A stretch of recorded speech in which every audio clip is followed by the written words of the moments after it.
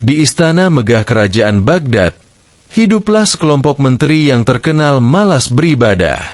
Saat bulan Ramadan tiba, bukannya berpuasa dan melaksanakan sholat tarawih, mereka malah sibuk berpesta, makan secara diam-diam di siang hari, dan mencari alasan agar tidak beribadah. Raja yang bijaksana mulai merasa geram dengan tingkah para menterinya, namun ia tidak ingin langsung menghukum mereka. Ia ingin memberikan pelajaran yang berharga tanpa menimbulkan kebencian. Sang raja pun memanggil seseorang yang terkenal cerdik dan jenaka, yakni Abu Nawas. Abu Nawas, kata raja dengan nada serius, para menteriku ini sangat malas berpuasa dan sholat tarawih. Mereka hanya mencari alasan untuk bermalas-malasan. Aku ingin kau memberi mereka pelajaran yang akan mereka ingat seumur hidup. Abu Nawas tersenyum penuh arti, lalu berkata, "Wahai Paduka Raja, berikan aku waktu seminggu, dan aku akan memastikan para menteri itu tidak hanya berpuasa dan sholat tarawih, tapi juga melakukannya dengan penuh kesadaran dan keikhlasan." Raja pun setuju, dan Abu Nawas segera menyusun rencana liciknya.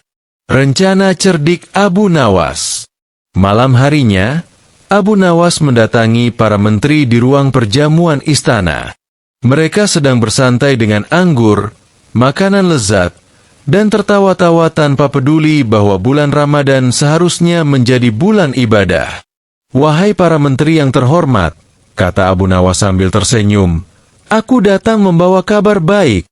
Raja telah mengadakan perlombaan khusus hanya untuk kalian.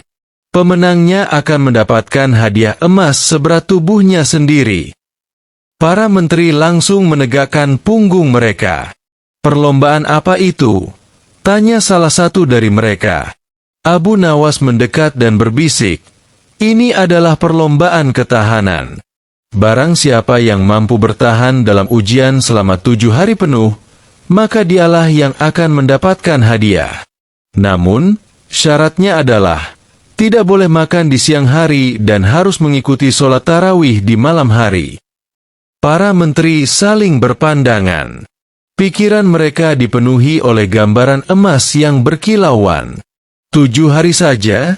Tanya seorang menteri gemuk yang paling malas di antara mereka. "Tentu aku bisa." "Bagus," kata Abu Nawas sambil bertepuk tangan.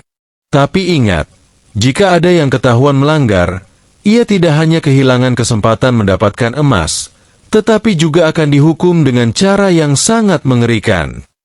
Para menteri menelan ludah mereka.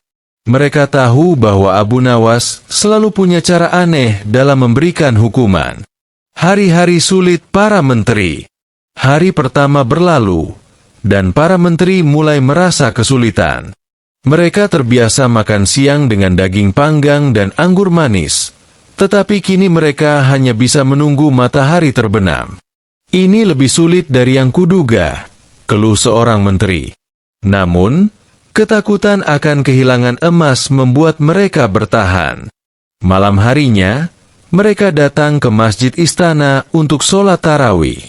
Biasanya mereka lebih suka tidur atau mengobrol di ruang perjamuan, tapi kini mereka berdiri berbaris mengikuti imam. Rakaat demi rakaat terasa sangat lama bagi mereka. "Berapa rakaat lagi ini?" bisik seorang menteri dengan wajah kelelahan. "Masih 8 rakaat lagi," jawab Abu Nawas dengan senyum misterius. Menteri itu hampir pingsan di tempat. Hari kedua dan ketiga semakin berat. Ada beberapa menteri yang mencoba curang dengan menyelinap ke dapur untuk mencari makanan. Tetapi setiap kali mereka hendak mengambil sesuatu, tiba-tiba muncul bayangan hitam di sudut dapur. Itu adalah Abu Nawas. "Ah, aku hanya mengecek apakah makanan sudah basi atau belum," dalih seorang menteri ketakutan. Abu Nawas hanya tersenyum, lalu berkata, "Jika kau ingin keluar dari perlombaan, silakan. Tapi hukumannya akan segera menanti." Seketika, si menteri langsung kembali ke kamarnya dengan perut keroncongan. Hari-hari penuh kesadaran. Hari keempat dan kelima, sesuatu yang aneh mulai terjadi. Para menteri yang awalnya malas, kini mulai menikmati ibadah mereka. Mereka bangun sahur dengan penuh kesadaran, berbuka dengan rasa syukur, dan sholat tarawih tanpa mengeluh. Aneh, ya? Kata seorang menteri. Awalnya aku berpikir ini hanya untuk mendapatkan emas. Tapi sekarang aku merasa ada sesuatu yang lebih berharga. Aku merasa lebih tenang, lebih sehat, dan entah kenapa, aku tidak ingin melewatkan sholat tarawih lagi. Menteri lainnya mengangguk setuju. Mereka mulai menyadari bahwa selama ini mereka telah kehilangan sesuatu yang penting, keberkahan Ramadan. Pada hari ketujuh, Abu Nawas mengumpulkan mereka di depan raja. Wahai paduka raja, katanya, para menteri telah menyelesaikan ujian mereka. Kini mereka tidak hanya berpuasa dan sholat tarawih, tetapi mereka juga melakukannya dengan ikhlas. Raja tersenyum lebar. Benarkah demikian? Para menteri menunduk dengan perasaan campur aduk. Mereka tahu awalnya mereka hanya mengincar emas, tetapi kini mereka menyadari bahwa ibadah ini membawa ketenangan dan kebahagiaan yang sesungguhnya. Aku tidak butuh emas, kata salah satu menteri. Aku juga, sahut yang lain. Aku lebih suka melanjutkan kebiasaan baik ini. Raja sangat terharu. Ia menatap Abu Nawas dan berkata, "Bagaimana kau bisa melakukannya, Abu Nawas?" Abu Nawas tersenyum dan menjawab, "Terkadang, manusia perlu diberi alasan duniawi sebelum mereka menemukan makna spiritual yang sejati. Dan terkadang, ketakutan kehilangan sesuatu membuat mereka berusaha lebih keras, sampai akhirnya mereka menyadari bahwa yang mereka cari bukanlah harta, melainkan ketenangan hati." Sejak saat itu, para menteri tidak lagi malas berpuasa dan sholat tarawih. Mereka bahkan menjadi contoh bagi rakyat dalam menjalankan ibadah di bulan Ramadan.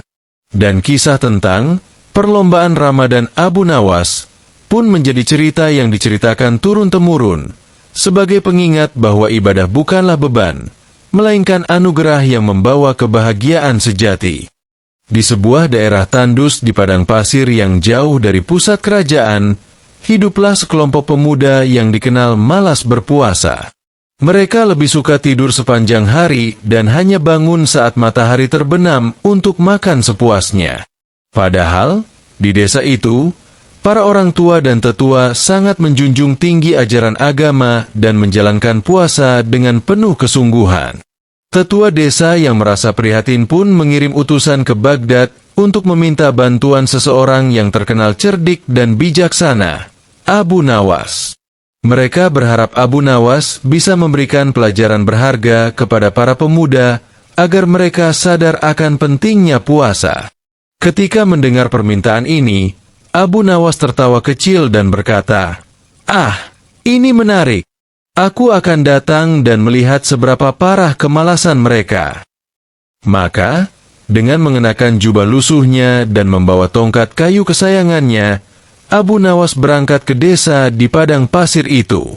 Setibanya di sana, ia langsung melihat kenyataan yang lebih parah dari yang ia bayangkan.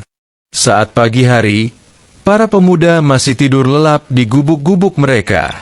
Saat siang, mereka hanya bangun untuk mengeluh tentang panasnya cuaca.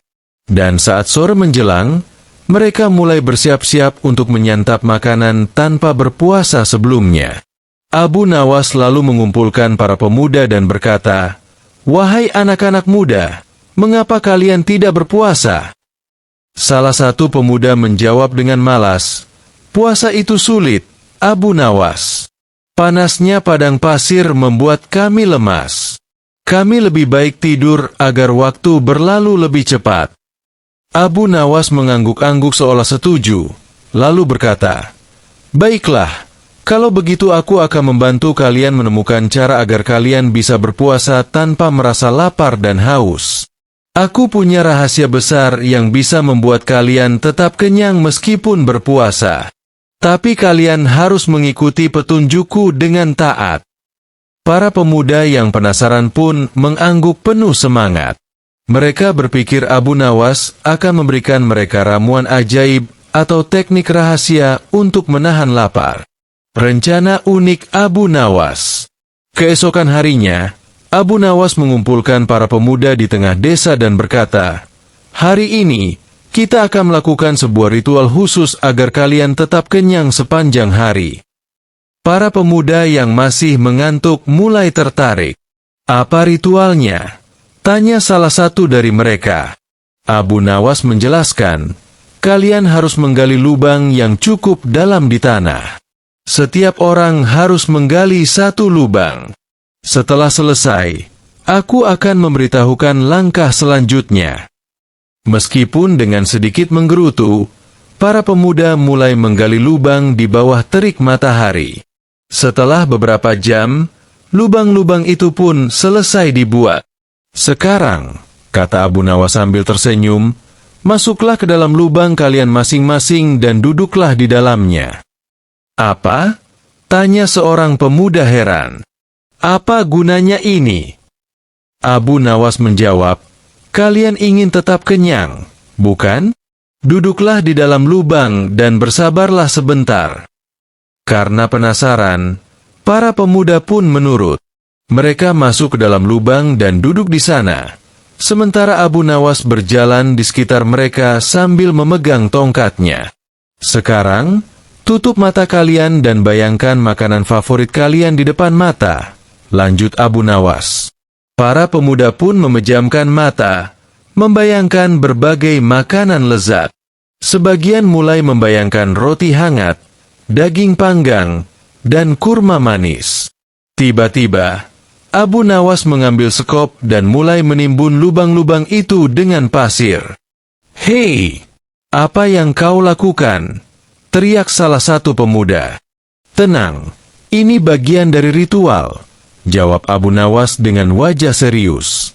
Setelah lubang-lubang itu tertutup hingga hanya menyisakan kepala para pemuda, Abu Nawas berkata, "Sekarang, kalian tidak akan bisa pergi kemana-mana. Yang bisa kalian lakukan hanyalah menunggu berbuka puasa. Dengan begini, kalian tak akan tergoda untuk mencari makanan." Para pemuda yang tertimbun pasir hanya bisa mengeluh dan merintih.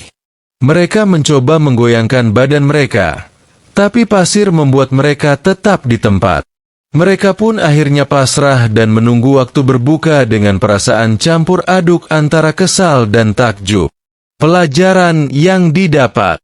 Menjelang maghrib, Abu Nawas akhirnya menggali kembali pasir yang menutupi tubuh mereka. Para pemuda merangkak keluar dengan penuh rasa syukur dan kelelahan. Mereka baru menyadari bahwa meskipun mereka merasa lapar dan haus, mereka tetap mampu bertahan. Salah satu dari mereka berkata, "Abu Nawas, ini adalah pengalaman paling aneh dalam hidupku. Tapi sekarang aku sadar, puasa bukanlah hal yang mustahil. Kami hanya terlalu manja untuk mencoba." Abu Nawas tersenyum dan berkata, "Kalian hanya perlu sedikit dorongan dan cara berpikir yang berbeda. Sekarang, mari berbuka dengan penuh rasa syukur." Sejak hari itu, para pemuda tidak lagi malas berpuasa. Mereka tetap merasa lapar, tetapi mereka ingat pengalaman ditanam di pasir dan menyadari bahwa tubuh mereka jauh lebih kuat daripada yang mereka kira. Dan di balik semua kekonyolan itu, Abu Nawas berhasil mengajarkan mereka arti kesabaran dan keikhlasan dalam berpuasa. Dengan demikian, padang pasir itu tidak lagi hanya dihuni oleh pemuda-pemuda pemalas, tetapi oleh pemuda-pemuda yang lebih tangguh dan penuh semangat dalam menjalankan ibadah mereka. Dan kisah tentang ritual pasir Abu Nawas pun menjadi legenda yang diceritakan dari generasi ke generasi dengan gelak tawa dan kebijaksanaan.